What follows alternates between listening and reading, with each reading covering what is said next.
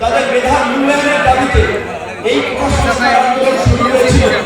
সেই আন্দোলনে যেভাবে সরকার গত 15-16 বছর ধরে রাজনৈতিকভাবে ভিন্ন মতের দমন পীড়নে হামলা মামলা গুলি হত্যাযজ্ঞ চালিয়েছিল, ছাত্রদের এই শান্তিপূর্ণ নিরস্ত্র আন্দোলনেও একই ধরনের নির্যাতন নিপীড়ন চালিয়েছিল।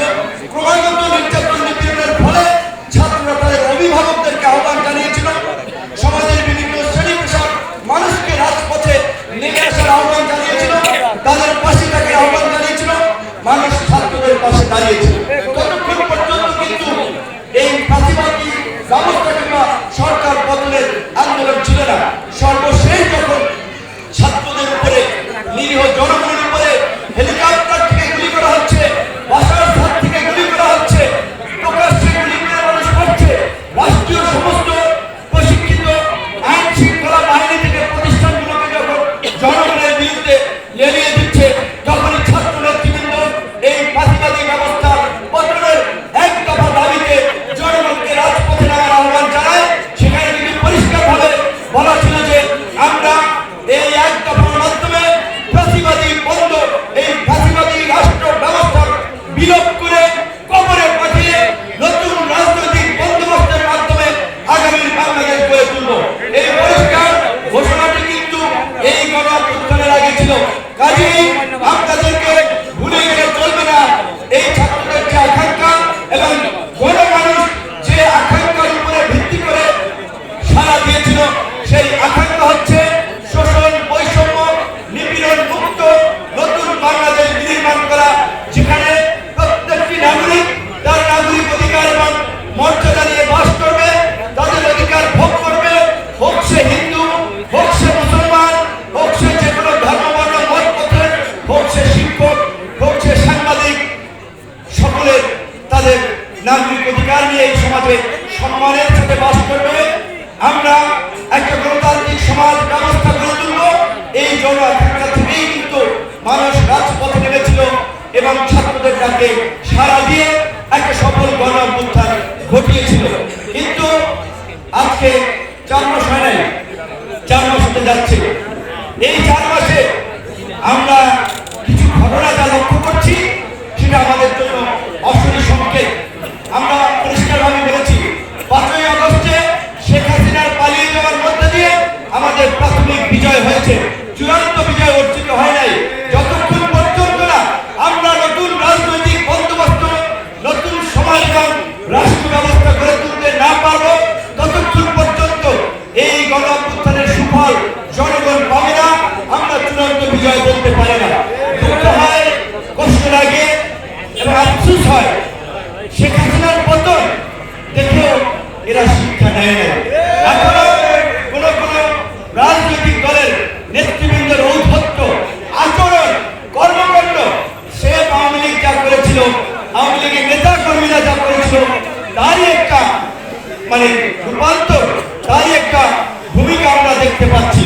আমি বিশ্বাস চরঞ্চলের মানুষ জানেন, গলাচিপা নির্বাচনী এলাকা, শুনেছি যে রাজনৈতিক দলের নেতাদের ছত্রছায়ায় চর দখল করতেছে, মানুষের মহিষ নিয়ে আসে, মানুষের কাছ থেকে চাঁদা নেয়, যে ব্যবসা করে সেটার জন্য বলে যে চাঁদা দিতে হবে আপনাকে, কিংবা যারা টিসিবি ওএমএস পেয়েছে সেই চাল বন্টন করতে গিয়ে রাজনৈতিক নেতাদের দ্বারা বাধাগ্রস্ত হয় যে তাদের লিস্ট দেওয়া লাগবে।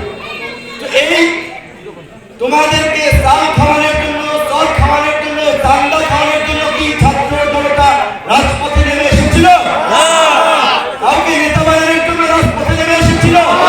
তারা বাংলাদেশের পরিবর্তন চেয়েছে। পরিষ্কার কথা, এই অন্তর্বর্তীকালীন সরকার আছে, অনেকেই বলছে এই সরকারের ম্যান্ডেট নাই সংবিধান পরিবর্তন করার জন্য, রাষ্ট্র সংস্কার করার জন্য। যারা কথাগুলো বলছেন, আমি বলি এটা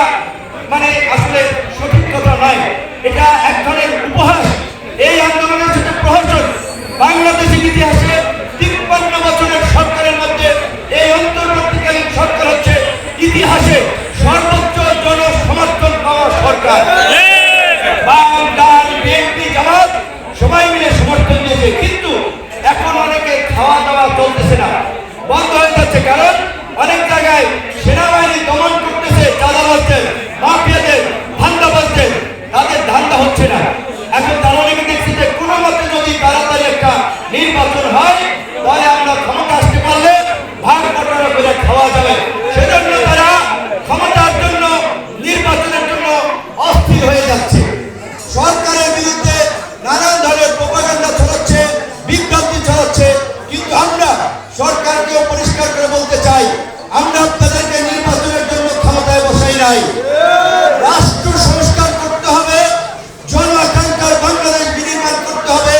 এই যে আপনারা যে 15টি কমিশন করেছেন, সংবিধান সংস্কার, নির্বাচন সংস্কার, দুর্নীতি দমন সংস্কারের পর বিভিন্ন সেক্টরের সংস্কার, এই সংস্কারগুলো হওয়ার পরেই আপনাদেরকে নির্বাচনের কথা ভাবতে হবে। তবে একই সাথে আপনাদেরকে একটা বিষয় মাথায় রাখতে হবে, জনগণ আপনাদের প্রতি ক্ষুব্ধ হচ্ছে কিনা। ইতিমধ্যেই দ্রব্যমূল্যের যে দাম বাড়ছে, তাতে জনগণের ক্ষোভ বাড়ছে আপনাদের প্রতি। আইন শৃঙ্খলা পরিস্থিতি খুব বেশি উন্নতি হয় নাই, আইন শৃঙ্খলা বাহিনী খুব ভালোভাবে কাজ করতে পারছে না। কারণ আর একটা বাস্তবতা আমরা লক্ষ্য করছি, প্রশাসনের ব্যক্তিরা, সবাই না, কতিপয় ব্যক্তি এখনই তাদের কেবলা ঘুরিয়ে দিচ্ছে অন্যদিকে। বলতে বাধ্য হচ্ছে এই কারণে প্রশাসনের কিছু লোকজন এখনই তাদের যে ভাবভঙ্গি, আচার আচরণ, তারা নতুন কেউ হারুন হইতে চায়, ডিবি হারুন, বেনজির হইতে চায়। ওই যে এখন যে যারা জেলখানা আছে, আপনার আব্দুল্লাহ মামুন সাহেব, সাবেক আইজিপি, এইরকম অনেকে এখনই অন্য দলের দিকে ঝুঁকে সেই দলের আশীর্বাদ নিয়ে তারা আমার এই দলবাজ, এই প্রশাসনের দলবাজি ঢুকাতে চায়। প্রশাসনের কর্মকর্তাদেরকে বলি, আপনারা সরকারি চাকরি করেন, সরকার আসবে যাবে, আপনাদের চাকরি থাকবে। এই ছাত্র জনতার গণঅভ্যুত্থানের আমরা যে বাংলাদেশ পেয়েছি, সেই বাংলাদেশে আমরা দলদাস প্রশাসন চাই না, আমরা রাজনৈতিক পক্ষপাত দুষ্ট প্রশাসন চাই না, আমরা নিরপেক্ষ, জবাবদিহিতামূলক এবং জনবান্ধব প্রশাসন চাই।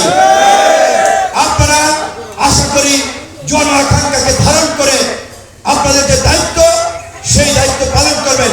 কোন বিশেষ রাজনৈতিক দলকে আপনারা তো পীড়িত করার দরকার নাই, এত খাতির করার দরকার নাই।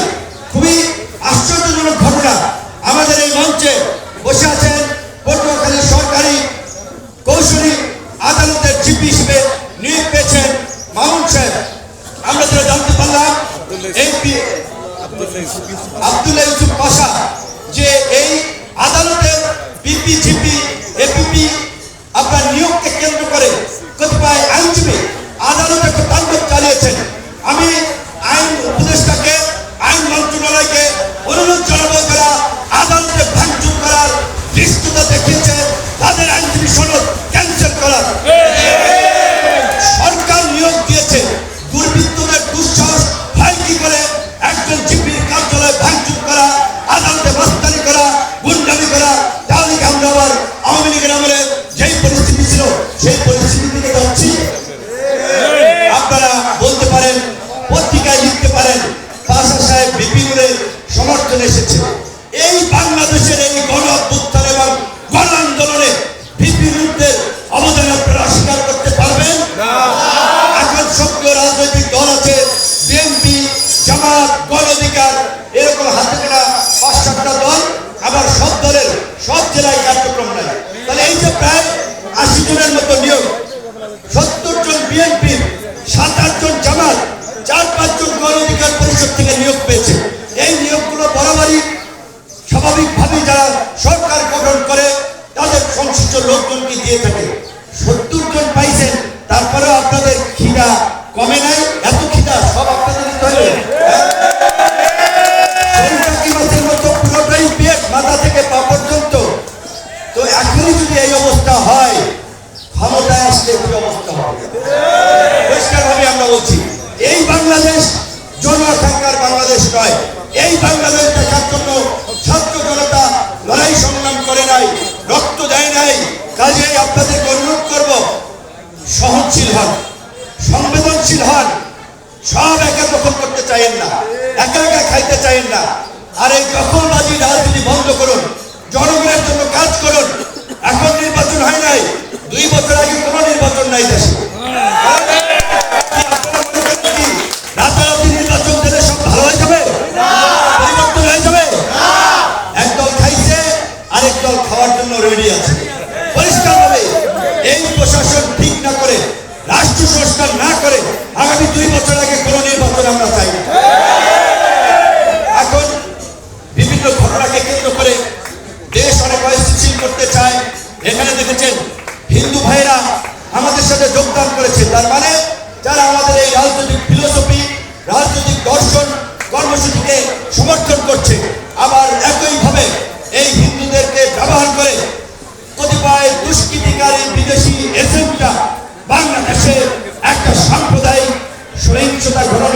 করছে। চট্টগ্রামে একজন আইনজীবীকে হত্যা করে একটা সাম্প্রদায়িক দাঙ্গা খুনোখুনি মারামারির পরিস্থিতি সৃষ্টি করতে চেয়েছিল। সরকারকে ধন্যবাদ জানাই, তারা কৌশলের সাথে সঠিকভাবে এই ব্যবস্থাটিকে নিয়ন্ত্রণ করতে পেরেছে। জনগণকে ধন্যবাদ জানাই, তারা সংযত ছিল। কারণ আপনাদেরকে বুঝতে হবে, দীর্ঘদিন ধরে দিল্লির দাসত্ব এবং গোলামি করে যারা ক্ষমতায় ছিল তাদের পতনে দিল্লি খুশি নয়। যেই কারণে তারা বাংলাদেশকে একটা অস্থিতিশীল পরিস্থিতি তৈরি করে নতুন তাদের সমর্থিত সরকার আনার জন্য নানান ধরনের গেম খেলছে, ষড়যন্ত্র করছে।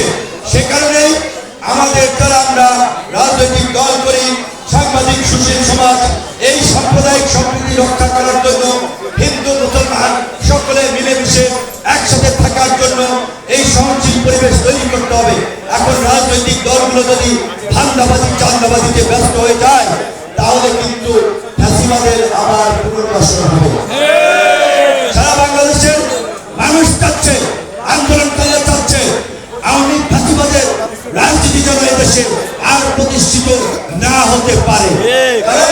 এত হত্যাযজ্ঞ, এত গুম খুনের পরেও যদি আওয়ামী লীগ আবার এদেশে রাজনীতিতে সুযোগ পায়, এর চেয়েও বড় আকারে মেসাকার করবে ভবিষ্যতে তারা। এই গণহত্যাকারীরা যেন রাজনীতিতে না আসতে পারে, সেজন্য বিএনপি, জামাত, গণ অধিকার পরিষদ, আন্দোলনকারী ছাত্র নেতৃবৃন্দ সকলকে এই মৌলিক বিষয়ে একমত হতে হবে, জাতিকে ঐক্যবদ্ধ করতে হবে। কিন্তু নিজেরাই যদি সুযোগ সুবিধা ধান্দাবাজি নিয়ে বিভক্ত থাকে, ঐক্যবদ্ধ করবেন কোন সময়? তাই আমি আমার কথায় কষ্ট নেবেন না। আমাদের বন্ধু প্রতিম রাজনৈতিক দল সংগঠন যারা আন্দোলন করেছেন সকলকে বিনয়ের সাথে অনুরোধ করব, রাজনৈতিক সহনশীল থেকে নিজেদের মধ্যে বোঝাপড়া তৈরি করে আওয়ামী ফ্যাসিবাদের পুনর্বাসন যেন না ঘটে, পুনরুত্থান যেন না ঘটে, সেই বিষয়ে কাজ করুন। নিজেদের মধ্যে সমস্যা থাকলে আলাপ আলোচনা করুন। এই যে গতকালকে পটুয়াখালীতে নাকি এই ছাত্রলীগ মিছিল করেছে, ছাত্রলীগ তো বাংলাদেশ এখন নিষিদ্ধ সংগঠন, মিছিল করার সাহস পায় কিভাবে? এর আগেও ঢাকার বাইরে দু একটি জায়গায় তারা করেছিল, সাথে সাথে প্রশাসন তাদেরকে ধরে ফেলেছে, গ্রেপ্তার করেছে।